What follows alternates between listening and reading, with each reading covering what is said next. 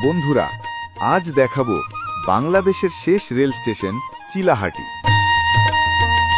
চিলাহাটিতে আসলেই দেখতে পাবেন চিলাহাটি আইকনিক ভবন।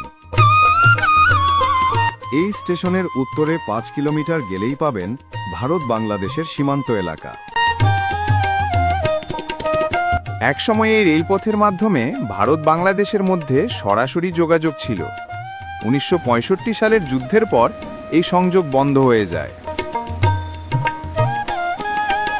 এই রেল লাইনের মাধ্যমে কৃষিপণ্য, শাকসবজি, ধান চাল সহ নিত্য প্রয়োজনীয় জিনিসপত্র দ্রুত পরিবহন করা সম্ভব হচ্ছে।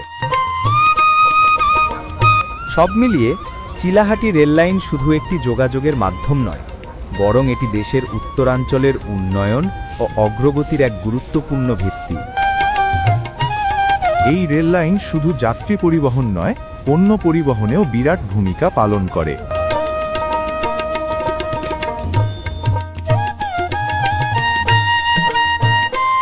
ট্রেন থেকে নামলেই স্টেশনের সামনে রয়েছে শত শত অটো ও ভ্যান গাড়ি।